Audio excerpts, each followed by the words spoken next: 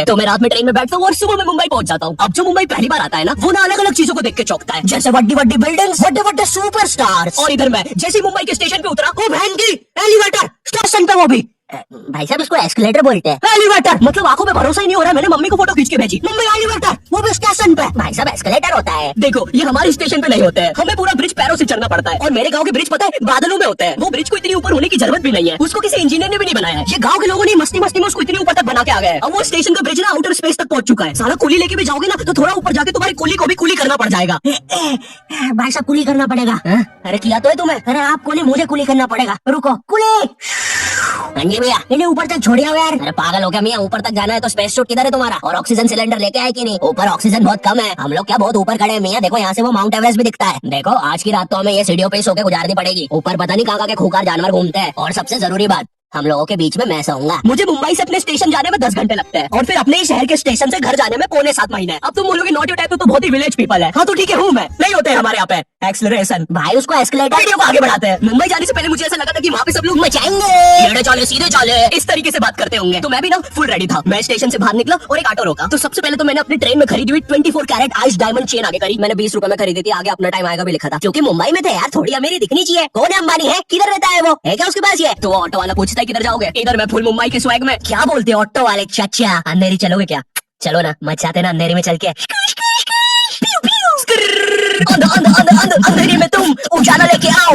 Auto में क्यों बैठे हो? लैम्बोर्गिनी लाओ। ये अंधेरी में तुम आओ। क्यों चाचा? कड़कती धूप में मुजरा दिखा रहे मेरे को। अभी भी ज्यादा दूर नहीं गए, ऑटो से छीप सकता हूँ। हम लोग हमारे मुंबई के अपार्टमेंट आ जाते हैं, वहाँ पर थोड़ा सा रेस्ट करते हैं। क्योंकि स्टेशन से अपार्टमेंट तक तो हम भगते भगते आए थे। ऑटो वाला पीछे पड़ा था ना। क्यों पीछे पड़े हो हमारे? जाओ ना। नहीं मजाक कर रहा हूँ। 700 रुपए की टैक्सी करनी पड़ी थी अपार्टमेंट तक। 700 रुपए की। 700 रुपए पता भी है कितने होते हैं? 700 रुपए पता है तो मुंबई में क्या क्या कर सकते हो? तुम कर सकते हो 700 रुपए में तुम 700 रुपए में वापस उसी टैक्सी में बैठ के स्टेशन जा सकते हो। भाई साहब मैंने 750 कर लिया है रेट। कितनी महंगी है मुंबई।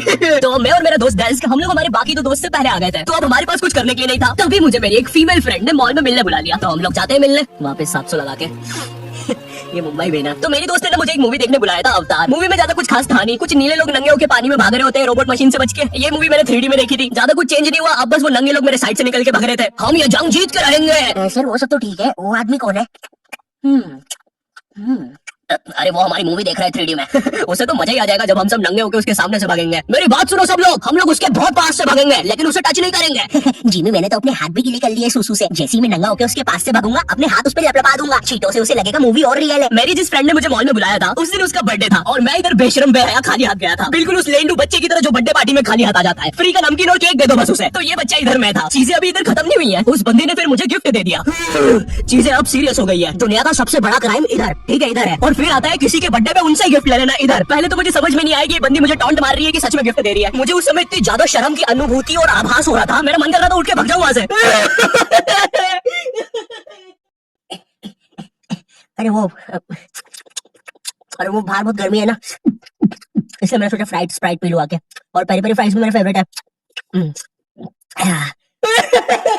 देखो अगर उस टाइम में चाहता तो अपने पीछे वाले जेब से बटवा निकाल के एक 50 का करारा नोट और 1 रुपया लगा के बट्टा लिफाफा बना के उसे दे देता। लेकिन मैं कोई 80 साल का दादाजी नहीं हूँ और वो भी मेरी पोती नहीं है, तो अब मैं कुछ कर नहीं सकता था। इसलिए मैंने बेशर्मों की तरह उसका गिफ्ट ले लिया और कामयाबी निकाल रहा हूँ। घड़ी तो अच्छी लाई हो तुम, लेकिन फास्ट ट्रैक की लाती तो अच्छी है घड़ी। इस ट्रिप पर ना हमारे बहुत ज्यादा पैसे खर्च हो गए थे, इतने कि मैं अपने बेसमेंट वाले बच्चों को खाना तक नहीं खिला पा रहा हूँ। चुप रहो, मैंने कहा ना नहीं मिलेगा खाना। आप पैसे के लिए India number 1 opinion trading app promo पे क्यों नहीं जाते? हाँ, आप बस यहाँ पे यस और नो का आंसर देके लाखों में पैसे कमा सकते हो। प्रोमो एक ट्रस्टेड ऐप है जिस पर 1 करोड़ से भी ज्यादा यूजर्स हैं। यहाँ पर क्रिकेट, फाइनेंस, एंटरटेनमेंट और कई सारी कैटेगरीज में क्वेश्चंस है। जैसे अभी T20 सीरीज में इंडिया वर्सेस आयरलैंड में कौन जीतेगा? इंडिया ही जीतेगी। तो मैंने यहाँ यस दबा के क्वांटिटी स्लाइडर को बढ़ा दिया। अब अगर मेरा ओपिनियन सही होता है तो मुझे रियल कैश मिलेगा। अरे लेकिन विराट कोहली भाई, मैंने आपको कब पकड़ा? यहाँ तुम गूगल पे, पेटीएम, यूपीआई की मदद से आराम से 24/7 विड्रॉ कर सकते हो। ओ बाय द वे मैं पुलिस हूँ, तुम्हारे बेसमेंट की जानकारी मिली थी और प्रोमो का लिंक डिस्क्रिप्शन में है। डाउनलोड करने पर हम सभी को 25 रुपए का वेलकम बोनस भी मिलेगा, तो अभी जाके डाउनलोड करो। रात तक मेरे बाकी दोस्त भी आ गए थे, तो फिर हमने मुंबई की फेमस जगह, अरे वहीं जहाँ सब लोग जाते हैं घूमने के लिए, तो वहाँ घूमना स्टार्ट कर दिया। लेकिन जब तुम तुम्हारे दोस्तों के साथ रहते हो तुम्हारे दिमाग में मस्ती रहती है। तो एक मॉल में हमें एक सांड वाला झूला दिखता है। अब उसे देख के एक 21 साल का मैच्योर आदमी क्या करता? पापा बहुत बीमार है, बहन की भी शादी करवानी है, मुझे लगता है सांडू मैं तुम पे घूमी घूमी करने के लिए थोड़ा बड़ा हो चुका हूँ। लेकिन मेरे 21 साल के दोस्त ने क्या किया। घूमी अब यहाँ एक सांड को दूसरे सांड पे चढ़ता हुआ देख हमें भी मस्ती छूटी। हम भी भाग के वो झूले के पास। भैया और तेज चलाओ, भैया और तेज, भैया और चलाओ तेज। मैं मुंबई में एंग्री प्रास से भी मिला था। उन्होंने मुझे अपनी बिल्ली से खेलने दिया था और अपना मास्क भी पहनने दिया था। अच्छा चलो मास्क मैंने बिना पूछे पहन लिया था। कैमरा फुटेज में तो आ ही गया मैं वहाँ पर अपने मैनेजर सौरभ भैया से भी मिला था। हम लोग मुंबई में लास्ट में जू बीच पर गए थे। वहाँ पर सब कुछ बढ़िया था, ठंडी ठंडी हवाएं चल रही थी, सब कुछ बढ़िया था। लेकिन फिर आसमान में कहीं से उड़ने वाली बंदर प्रजाति छा गई। ये बंदर प्रजाति भुग्गे की बनी थी। मेरा नाम है बुबली बंदर। मैं इंसानियत पे कब्जा करने आया हूँ, तो चुपचाप अपने कुछ। है दोस्त, क्या तुम प्लीज मेरी बोनों में हवा भर सकते हो? मुझे तुम्हारी दुनिया पे कब्जा करना है, प्लीज। मुझे कोई दिक्कत नहीं है। कमलेश, कमलेश। हाँ मैंने सुन लिया था पहली बार में। कमलेश मैं जानती हूँ हम दोनों ज्यादा क्लोज नहीं है, लेकिन इसका मतलब ये नहीं तुम एक बंदर के साथ संबंध बना लोगे। मैं जा रही हूँ। कमलेश जाने दो उसे, मैं तुम्हें उससे भी ज्यादा चीजें दे सकता हूँ।